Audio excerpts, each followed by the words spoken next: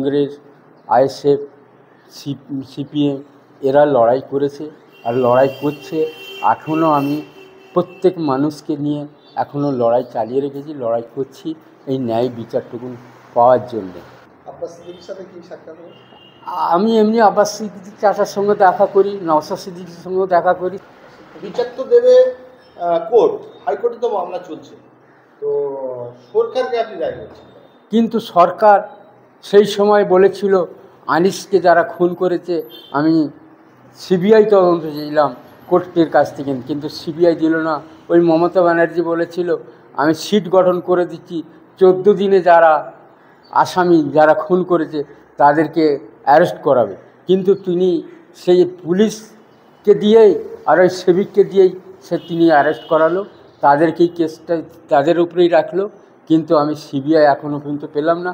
CBI পেল কেন police মারলো আমার ছেলেকে রাতের অন্ধকারে, রাত 12টার পর, কিন্তু সেইগুলো ধরার জন্যই তো আমি সিবিআই চেয়েছিলাম।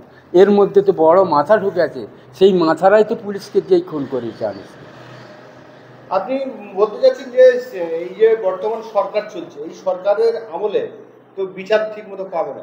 এই যে সরকার চলছে, একে কি সরকার চলছে বলে বোঝা যায়? কেন যে সব খুন হচ্ছে তারা কি ন্যায় বিচারটুকুন পাচ্ছে? কি গরিবরাই মরছে, কিন্তু ধনী ধনী বেড়ে চলেছে।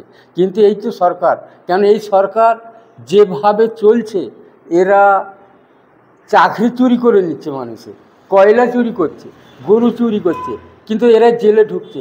কিন্তু গরিব মানুষ যারা প্রতিবাদ আন্দোলন করছে তাদেরকে মারছে, ধরছে, জেলখানায় ঢুকিয়ে দিচ্ছে। এই তো সরকার।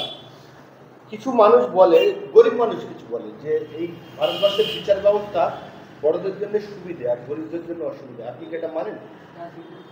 এটা তো 100 বারের কথা। কেন গরিবরা বিচার পাবে না, মারি খাবে, এরা জেল খাটবে, আর বড় লোকরা তারা মারবে, তারা জেল খাটবে না, তারা আসামি হবে না, তারা ন্যায় বিচারটুকুন তারা ভুক্ত করে না। তারা কেন এই সরকারের তেজে তারা চলছে। বর্তমানে আনিস খানের যে মামলা কলকাতা হাইকোর্টে চলছে, মানে আজ পর্যন্ত কি নতুন আপডেট কি আছে, নতুন খবর কি আছে? দেখো, আনিসের হাইকোর্টও কেসও চলছে, আর আমতা কোর্টে সেখানেও সাক্ষী কেস হচ্ছে। কিন্তু এই আগামী দিনে আমার একটা কেস ডেট ছিল, যেসব যে সিট বলছে আমার যখন আমি থানাকে পুলিশ ডেকেছিলাম, সেই কল রেকর্ডিং প্রিন্ট আউট করেছিল, সেই কাগজ পর্যন্ত এখনও পর্যন্ত লুতি জমা দিতে পারে না। সেই জায়গায় জাজ বলেছে কি এই প্রিন্ট আউট যে কাগজ, সইটা কার? ওনার ছেলে তো সই করেছিল, সালেম খায়ের, সাবির, কিন্তু সাবিরের সই নয়। তখন সিট কি বলছে জানেন কি, আচ্ছা এটা হয়তো ভুল হয়ে গেছে, আমরা এটা সংশোধন করব, আবার ডেট নিয়েছি। আজকে আমি ফুরফুরা দরবার শরীফে এমনি আসি, হুজুর আমরা যাকে মানি, কেন আমরা তো এই পীরের দরবার থেকে না, আমরা মুরিদান, এই জন্য পীরের আওলাদারা আছে, পীরেরা আছে, দাদা পীরের মাজারে আমরা জিয়ারত কথা আছি। প্রায় আমি যে শুক্রবার দেখে আসি। আব্বাস সিদ্দিকীর সাথে কি সাক্ষাৎ হয়েছে? আমি এমনি আব্বাস সিদ্দিকী চাচার সঙ্গে দেখা করি, নওশাদ সিদ্দিকীর সঙ্গেও দেখা করি, সাফিরি হুজুরের সঙ্গেও দেখা করি। প্রত্যেক হুজুরের সঙ্গে আমি দেখা করে আমি বাড়ি যাই। আমরা যতদূর খবর পেয়েছি যে আনিস আপনার ছেলে উনি বামপন্থী রাজনীতির সঙ্গে জড়িত ছিলেন, বামপন্থী রাজনীতি বিশ্বাস করতেন। তো সেই বামপন্থীর যারা রাজনীতির নেতারা রয়েছে তারা আপনাদের কতটা হেল্প করেছে? দেখো, হেল্প আমাকে বামফ্রন্ট সরকার এখনও আছে, করছে। আইএসএফ, নওশাদ সিদ্দিকী উনিও আছে, তিনিও দেখছে। আমি এই আমার আনিস খুনের যারা লড়াই করেছে তারা আমার সঙ্গে সাথেই আছে, আইএসএফও আছে, সিপিএমও আছে, বামফ্রন্টও আছে। শেষ মামলাটা কবে উঠেছিল হাইকোর্টে? শেষ মামলা এই আগামী এই 4 তারিখে ছিল, এই গত 4 তারিখে ছিল, এই মাস চলতি মাসের 4 এই চলতি মাসের 4 তারিখে ছিল। 4 তারিখে কি খবর? যে 4 তারিখে রিসিপ্ট কপি দেখাবার কথা ছিল, যে প্রিন্ট আউট করে নিয়ে গেল তার রিসিপ্ট দেখাবার, সেইগুলো দেখাবার কথা ছিল, সেইগুলো তারা দেখাতে পারে না। তারা বলছে এটা ভুল হয়ে গেছে, আগামী দিন দেখাবে, সেই আবার ডেট নিয়েছে ওরা কোর্টের কাছে।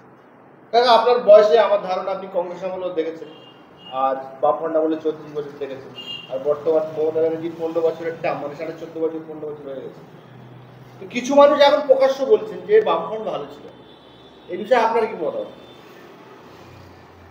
দেখো, বামফ্রন্টকে বলতেও এখন যারা এই 14 বছর 15 বছর রয়েছে মমতা ব্যানার্জি টিএমসির দল, তারা বলছে সিপিএমকে দূরবীন দিয়ে দেখতে হতো, কিন্তু আজ দূরবীনের যুগ নেই। এখন বামফ্রন্ট যে জায়গায় লড়াই করে আসছে, বামফ্রন্টই আসবে আগামী 26-এ। দিদি মোদি কেউ থাকবে না, এই জায়গায় আমি এইটুকু আমি বলতে পারি। না, আনিস খান মরে গেছে কতদিন হচ্ছে কাকা? দেখো, আনিস খানকে যা খুন করলো আজ 4 বছর হতে চলছে। 3 বছর পূর্ণ হয়ে পেরিয়ে গেছে, 4 বছর অন্তত পড়ে গেছে। কিন্তু আনিসকে যারা খুন করলো, সেই খুনের দাবিতে আমি ন্যায় বিচারটুকুন চেয়েছিলাম, সেই বিচার এখন পাই না। কেন? যেহেতু এই সরকার, আমি তো আশা করছি বিচার মনে হয় এখনও দেবে না। এরা কেন দেবে না? এরা দিদি আর মোদি জোটে এরা সরকার চলছে। যেভাবে আমি বুঝতে পারছি, কেন যে কাণ্ডগুলো ঘটাচ্ছে এরাই, কিন্তু এরা সেই পুলিশকে দিয়ে করাচ্ছে।